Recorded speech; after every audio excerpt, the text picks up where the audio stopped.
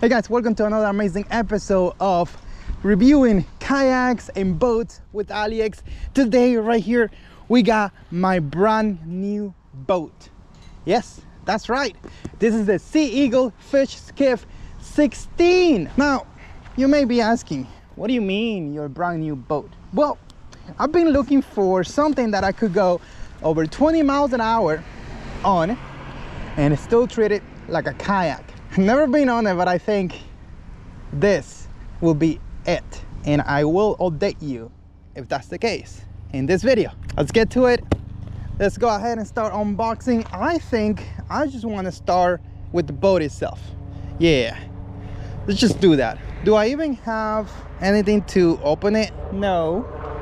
Never fails.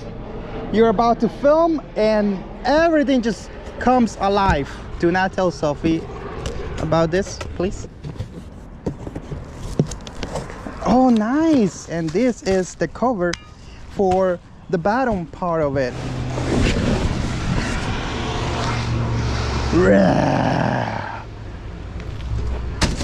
Let's go smash. Oh, look, we got goodies already. Let me see what we got in here. Got a repair kit with some nice adhesive. We got 2 repair patches, which I mean you won't, hopefully you never need, but in the event that you do need that to repair your boat, these things you won't need to use a lot of it. I mean, think about it. If you do a little hole, you just need like a penny size to repair it.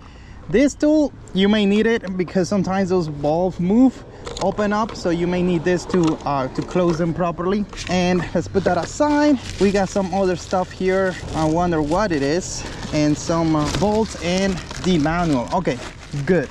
Let's put this to the side and unbuckle this and start unboxing. One of the craziest thing is that the way these things come from the factory, they come so nicely packed, and then when you actually take it out in the water and you try to put it back together like it was, it never fits anywhere. It's always way bigger than this right here. It's crazy. I mean, I have tried and still, like, it's not working, you know. All right, so let's go ahead and unpack it. 2 more, that olive military green color. Okay, so now we got the boat itself right here on this buckle thing. Ouch. You see, this thing is sort of heavy, you know. Yeah, it's a little heavy. Let's put it like this. It's long, so I'm thinking of putting the camera back. Ha ha ha. The thing clearly says not to use any knife, so I'm not. Oh no, that's the bottom part. Guess that's how it is, but no, that's the bottom part. Let's flip it up. Yep.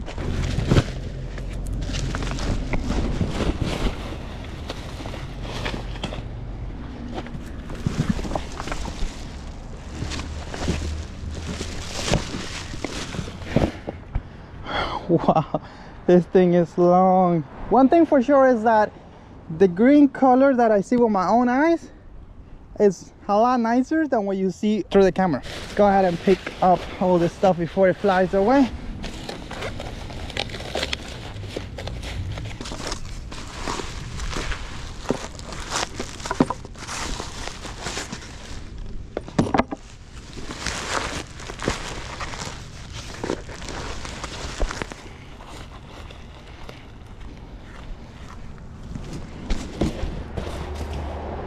Oh, I think what I was missing in my head, because I go like, those are not the nuts and bolts for this.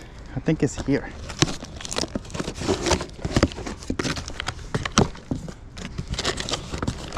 Actually, this is part of the seat, the 8-pedal toe. Okay, I'm just gonna give it like 5 psi each, and then I'm gonna come back and finish, actually like 3, and then I'm gonna come back and finish it up.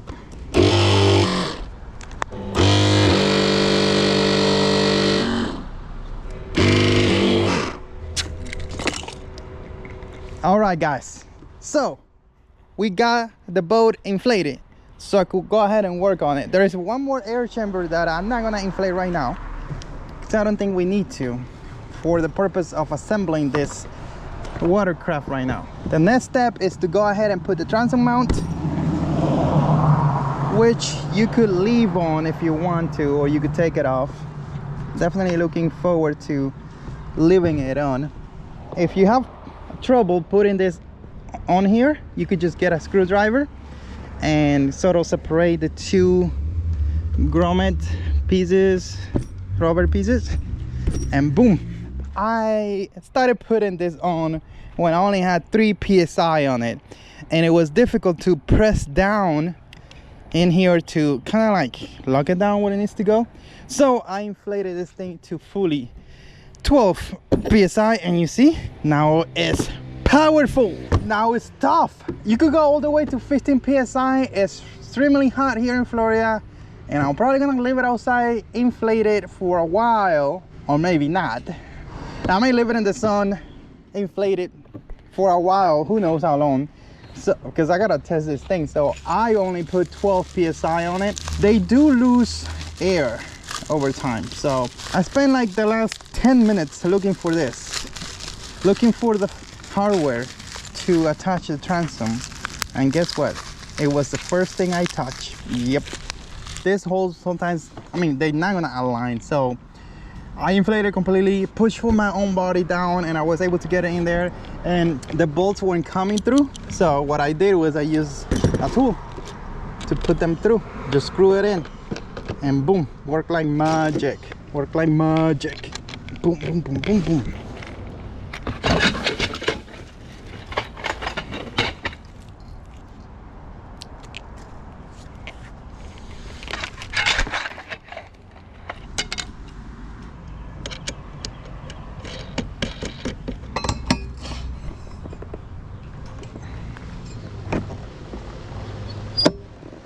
Boom. Just bring this seat here, just put it through. I think it just goes right here. Ouch, not on my feet though. Look what we got here too. You didn't go swimming? No. Why? Because by the time we picked him up, it was already fine. You could have held me here. Hola, Pucas. Oh, esto sí es un barco pirata.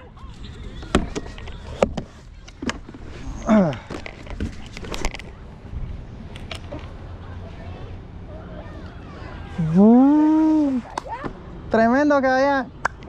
Siéntate, siéntate. ¿Cómo es? No. Ah, es como no. Bájale, bájale, bájale. Despacio. No.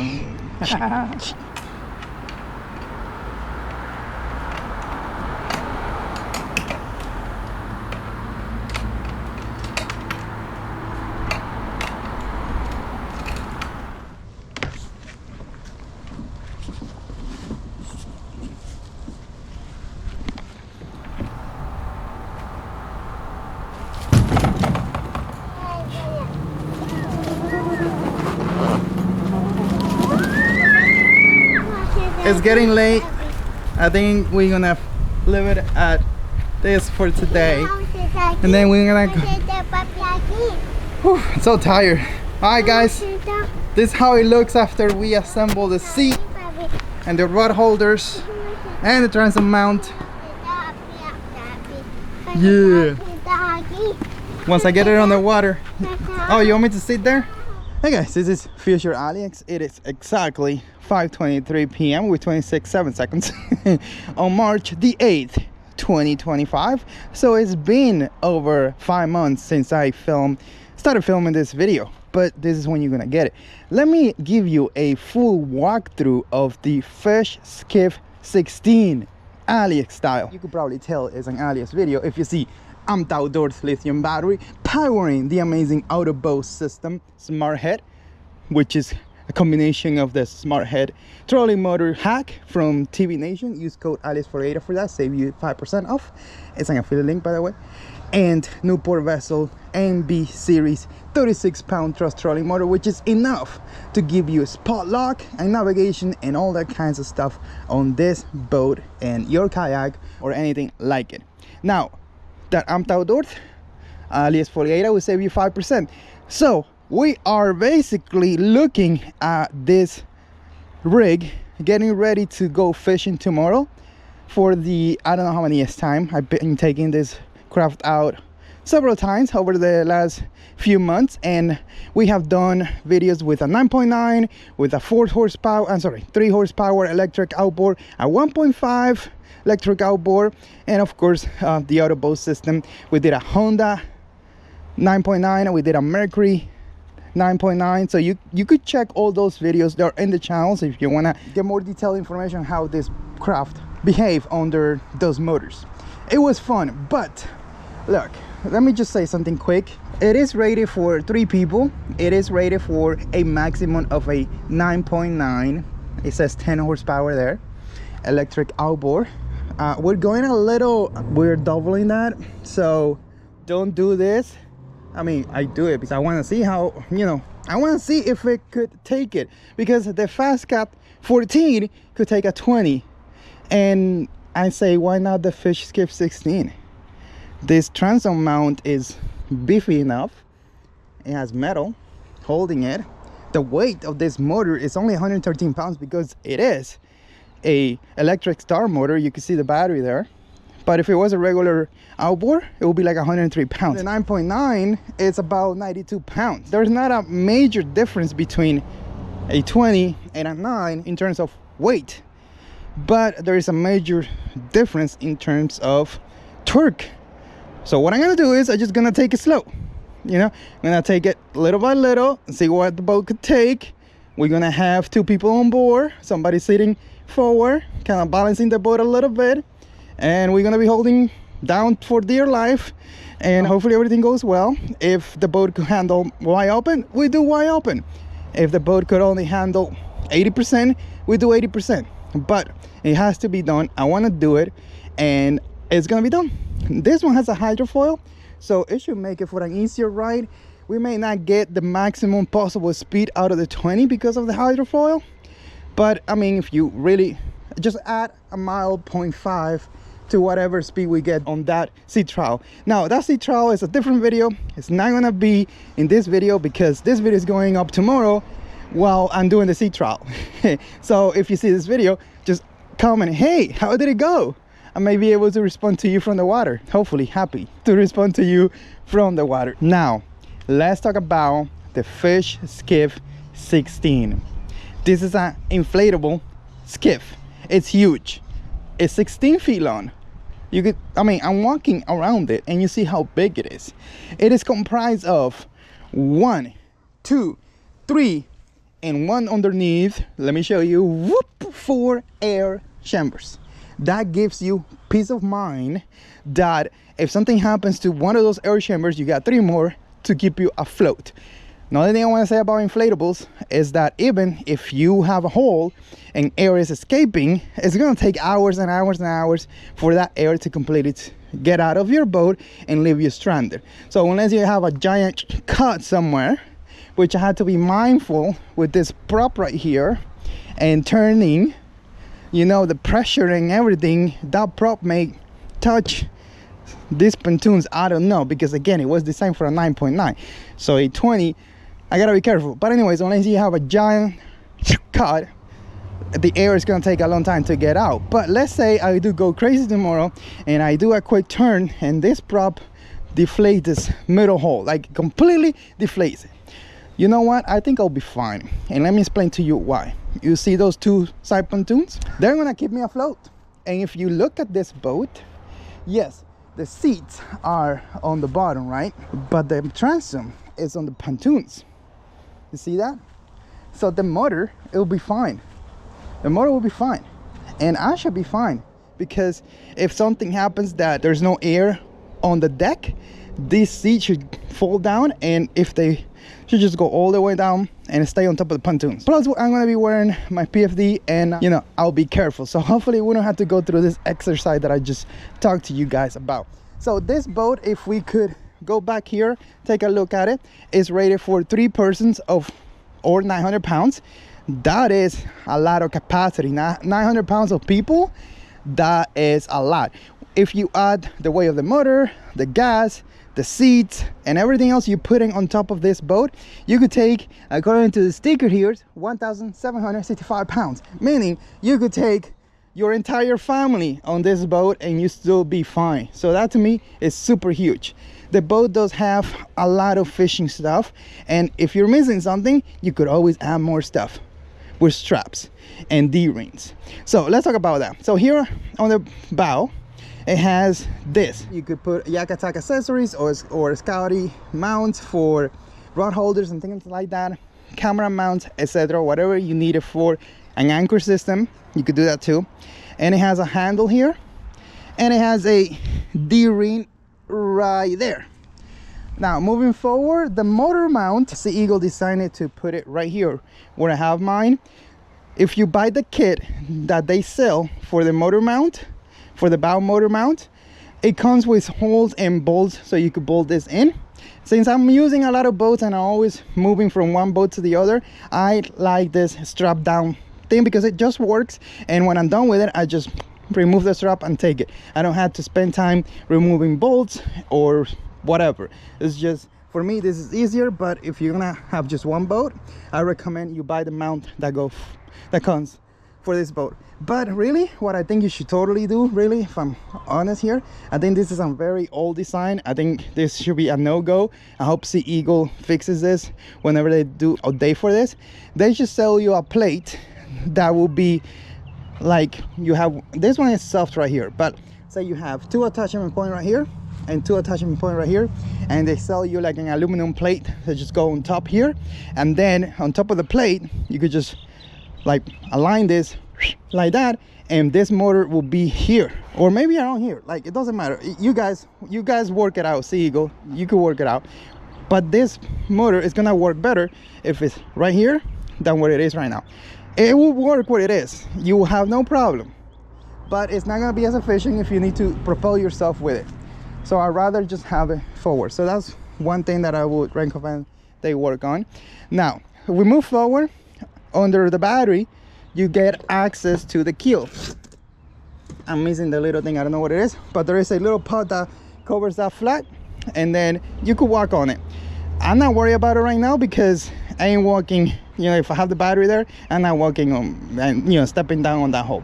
So over here, if you're just gonna fish solo, you could just get this one seat, you put it right here on the back, you remove this too, and then you have all this open deck, this just open boat where you could just get out of your seat and start fishing on the front, jump on the back, just epic.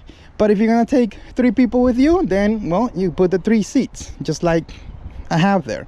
Or you could also take 2 persons with you and then just put this 2 seats on the back. I heard that maybe, I mean, if you're not overpowered, if you're just taking it easy, maybe with a 6, it's a cool idea to kind of like have this type of sitting, because you could choose to sit on the right or the left, and you have an easier time controlling the outboard. But if you're gonna be going at speed, if you're gonna go really, really fast, sitting over here, right on the side, and not having any weight on the other side or on the front, I think it's gonna be a problem.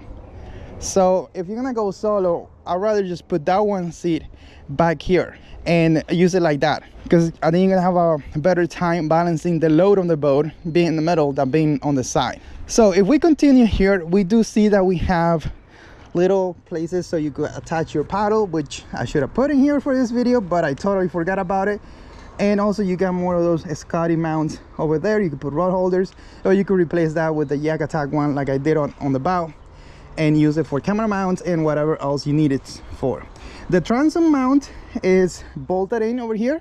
I recommend you check this every now and then because they do get loose, and if something happens to it, you could easily replace it, or you could build your own. Actually, back here you can see that you have a spot where you could put your gas tank and strap it down, so it's not like going all over the place when you're going at speed. Because let me tell you something, the bounciness of a boat like this, it's gonna be epic. So you want to have that gas tank strapped down, and if you have an electric start and you're using a battery, you should also strap it down, and that's exactly what we're gonna do.